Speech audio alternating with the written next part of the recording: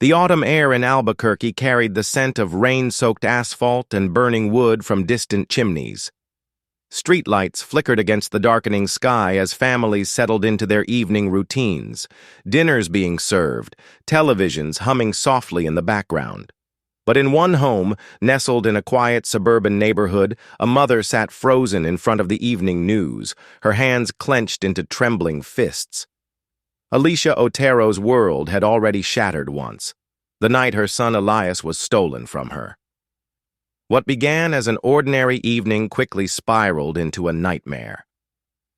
Elias Otero had been chatting online with a girl, unaware that their planned in-person meeting would lead him into a deadly trap. When his older brother Elias tried to intervene and protect him, the situation took a shocking and tragic turn. Gunshots shattered the quiet night, leaving the Otero family and their community in disbelief. Who orchestrated this setup? How did a simple meeting turn into a life-threatening encounter? This is a story of betrayal, danger, and the Otero family's relentless fight for justice. Elias Otero was born on November 19, 1996, in Albuquerque, New Mexico. The eldest child of Luis and Alicia Otero, he grew up in a loving home, surrounded by his 4 younger siblings. From an early age, Elias displayed courage, responsibility, and an unwavering desire to protect those around him. His outgoing nature earned him many friends in high school, and he became a source of pride for his family. While he enjoyed video games and an active social life, he also excelled academically, his sharp wit making him popular among his peers. When it was time to choose a career, his protective instincts led him to law enforcement, a decision that surprised no one who knew him. By late 2020, Elias had graduated as a corrections officer and was working at the Albuquerque Penitentiary. At just 24, he had a promising future ahead of him, marked by professional success, a recent engagement, and dreams of building a life with his fiancée. Despite his busy schedule, he remained close to his parents and siblings, never straying from the strong family bonds that defined him. But on the night of February 10, 2021, everything changed. That evening, Nicholas, Elias's younger brother Nicholas, connected with 18-year-old Annabella Dukes through a popular social media app. Drawn in by her beauty and charm, Nicholas quickly felt a connection. When Anna suggested they meet in person that same night, he eagerly agreed. Excited, he picked her up from the address she provided, driving his red Lexus with confidence. To his family, his late-night outings weren't unusual. His job at a nearby cemetery often kept him out at odd hours. But this time, Nicholas had no idea he was driving straight into a deadly ambush. When Nicholas arrived to pick up Anna, her beauty exceeded his expectations. She suggested they drive to a park in the city center for a more private setting. However, during the drive, Nicholas began to feel uneasy. Anna's curiosity about his diamond-studded necklace, its cost, and whether he carried cash or a weapon in his car set off alarm bells. Despite his growing suspicion, he pushed his concerns aside, hoping the evening would take a better turn. Upon reaching the park, Nicholas noticed Anna's phone screen. An ongoing call was active, suggesting someone had been listening in. Before he could react, a car pulled up behind them, and 3 armed men emerged. Within moments, they forced Nicholas out of his vehicle. One of the attackers debated using his weapon, but instead, they ransacked his car. As Nicholas watched in shock, his worst fears were confirmed. Anna was talking to the men as if they were old friends. The humiliation deepened when he realized she appeared to be in a relationship with one of them, Adrian Avila, a 17-year-old who commanded the group with an air of authority. After robbing Nicholas of his necklace, credit cards, and cash, the ordeal seemed over. But it was just beginning. Unsatisfied with their haul, the attackers forced Nicholas back into his car. One of them took the wheel, while the others split between his vehicle and their own. With a gun pressed against him, Nicholas was ordered to call his older brother Elias and demand $1,000 and a firearm in exchange for his release. If Elias refused, they threatened to kill him. Speeding toward the Otero family home, the criminals believed they had full control of the situation. But Elias, awakened by Nicholas's desperate call, quickly took charge. Alerting his siblings to the danger, he reassured them. He would not let these men harm his family. Determined to protect his loved ones, Elias armed himself and stepped outside to confront the attackers. What happened next unfolded in seconds. Adrian fired first, striking Elias before he could react.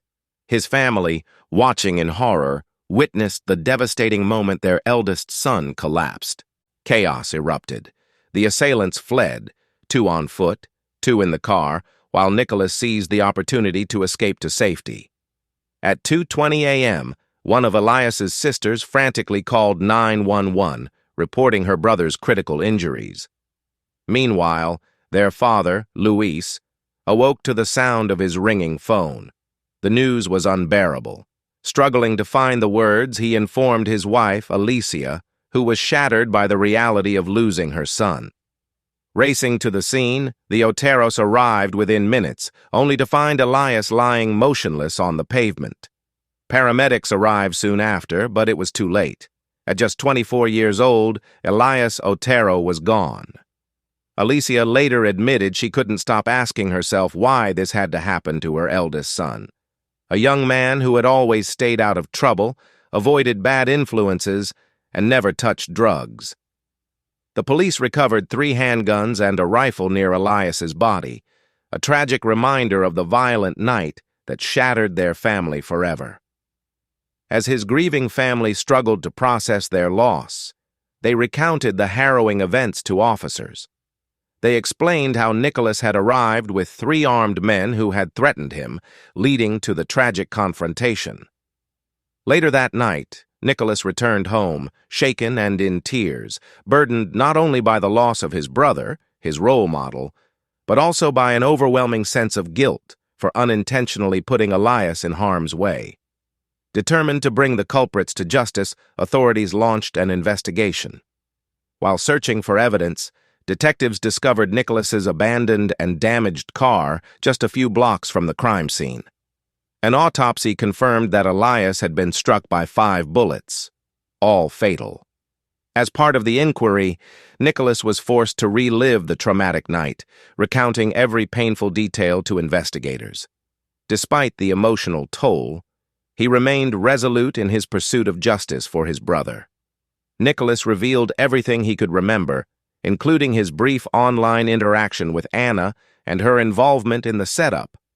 After the crime, she had texted him, claiming she was on the run from the 3 men, whom she described as dangerous and unpredictable.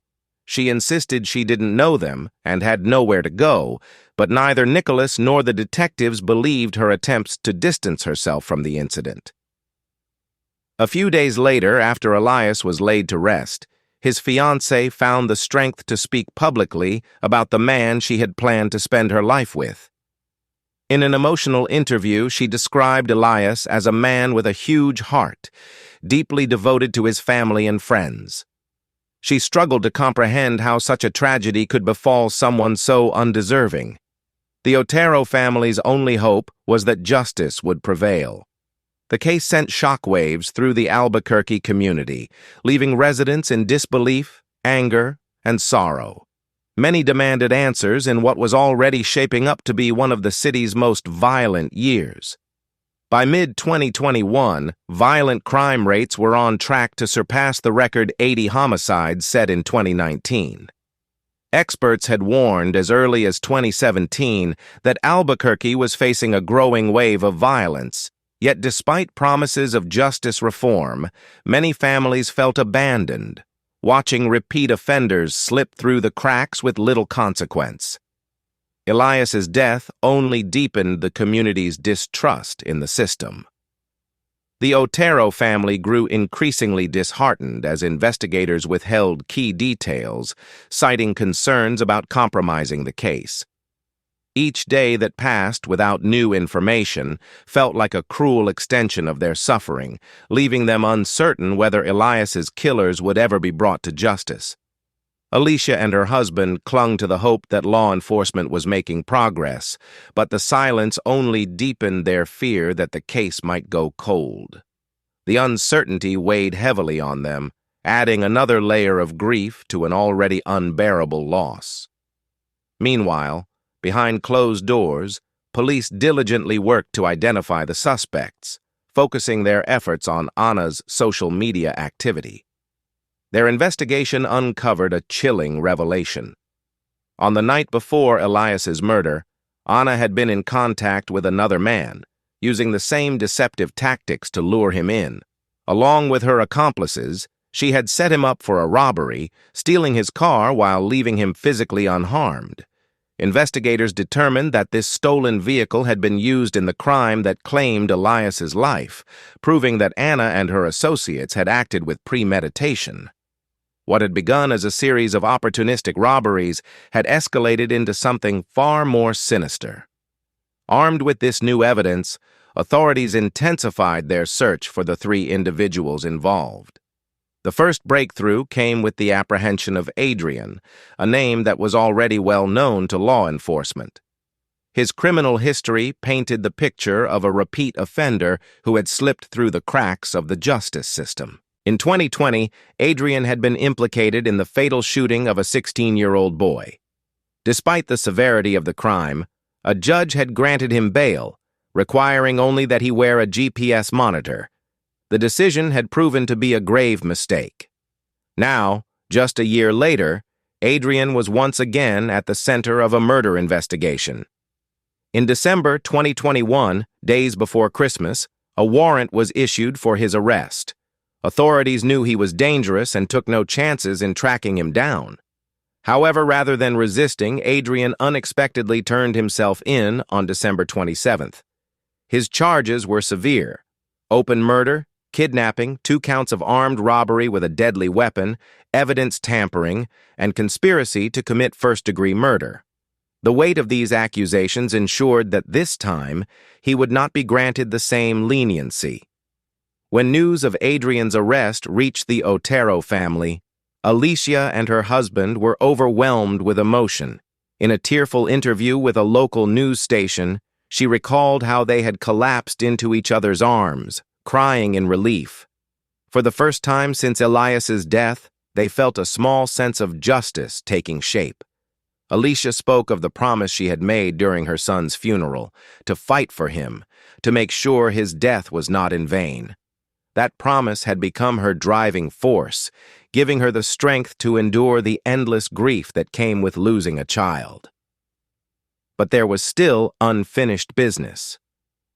Anna remained at large, and her freedom was a cruel reminder that justice had not yet been fully served. The Albuquerque Police Department released her photo to the public, urging the community to help locate her. In the image, Anna appeared smiling, as if she were just another carefree young woman. But law enforcement knew better. Behind that deceptive expression was a fugitive with blood on her hands. Determined to see Anna brought to justice, Alicia took her plea to the public. She called on anyone with information to contact Crime Stoppers, emphasizing that Anna was dangerous and a threat to society.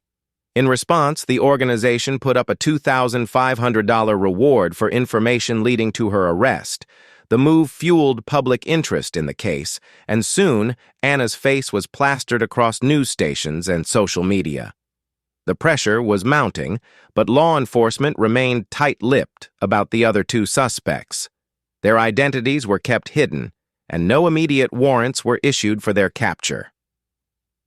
Then, in late January 2022, about a month after Adrian's arrest, police finally tracked Anna down. Her capture was a turning point in the case. She was swiftly taken into custody and charged with multiple felonies, including open murder, kidnapping, 2 counts of armed robbery, evidence tampering, and conspiracy. Unlike Adrian, she did not have the chance to walk free again. Authorities ensured that she was held without bail, stripping her of any opportunity to evade justice. Even as the news of Anna's arrest spread, law enforcement made it clear that their work was not over. A local news outlet reported that a third suspect was still at large, their whereabouts unknown. For the Otero family, the fight for full justice continued. Though two of Elias's killers had been caught, the pain of his loss remained as raw as ever. Their only hope was that law enforcement would see the case through to the end, ensuring that every person responsible for Elias's death was held accountable. Following Anna's arrest, Alicia once again appeared on television, reaffirming her hope for justice in her son's case. While she acknowledged that progress had been made, she remained steadfast in her belief that the fight was far from over. To her, true justice would only be served if all those responsible for Elias's death received life sentences. She expressed growing concerns over the state's legal system, particularly regarding the possibility of bail, which could allow the accused to walk free before facing trial. Alicia feared that without harsher consequences, violent offenders would continue to exploit the system, leaving other families to suffer the same heartbreaking fate. In an effort to channel her grief into action, Alicia sought solace in connecting with other mothers who had lost children to senseless acts of violence. They formed a close-knit support group, meeting regularly to share their pain, provide comfort, and discuss ways to prevent further tragedies. These conversations forced Alicia to reflect on the circumstances that led to her son's death, and she found herself haunted by a troubling realization. Nicholas and Elias, without knowing it, had made themselves targets.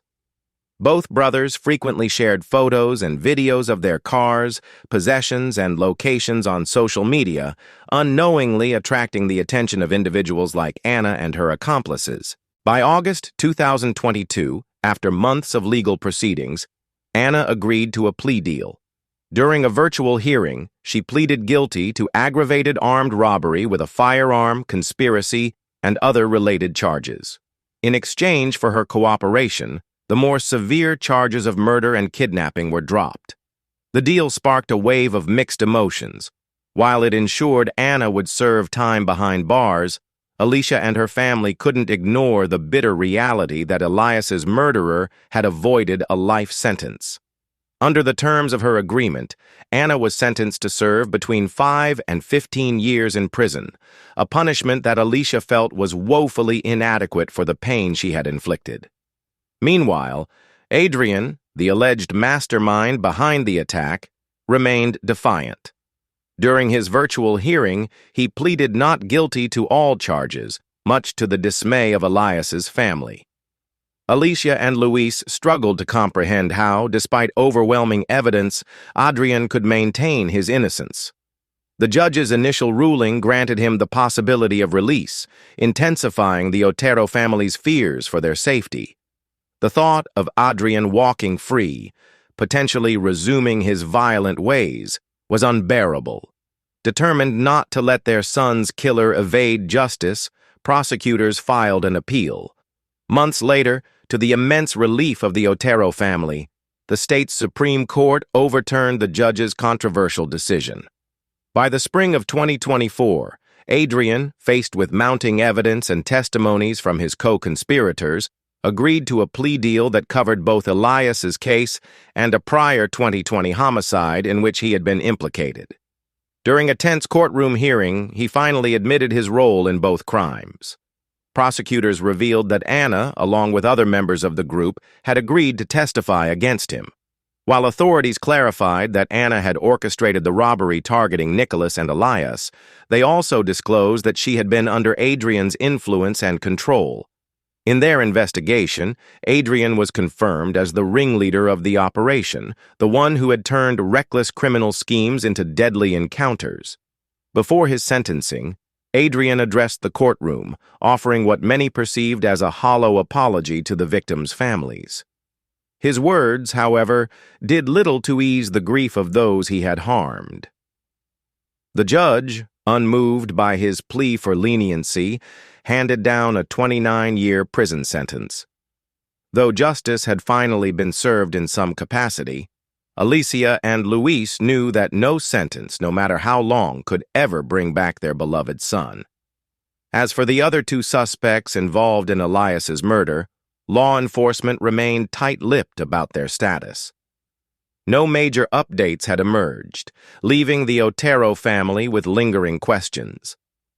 The uncertainty weighed heavily on Alicia and Luis, though their focus remained on keeping their son's memory alive. They often reminisced about Elias, the way he laughed, the way he devoured spicy wings drenched in barbecue sauce, the little moments that had once seemed ordinary but now held immeasurable significance. Even with justice served, the ache of his absence remained as strong as ever. Life would never return to what it once was, but the Otero family refused to let Elia's name fade into the past. In the months following the trial, Alicia threw herself into advocacy, working alongside other mothers who had lost children to senseless violence. She pushed for stronger sentencing laws, met with lawmakers, and spoke at community events. If she couldn't bring Elias back, she would at least fight to prevent another family from enduring the same pain. On the anniversary of Elias' death, friends and family gathered in their backyard, the scent of barbecue sauce and spicy wings, his favorites, filling the air. Laughter mixed with quiet tears as stories were shared, each memory keeping his spirit alive. Alicia watched the sky darken, a soft breeze rustling through the trees. Somewhere in the distance, fireworks from a nearby event lit up the night, reflecting in her glistening eyes. Elias was gone, but his story was not over. It lived on in every life he had touched, in every fight for justice, in every mother who refused to stay silent. Thank you for listening to True Crime Pulse. Share your thoughts on the story, like and subscribe to the channel. Until the next episode when we bring you more crime stories, stay vigilant.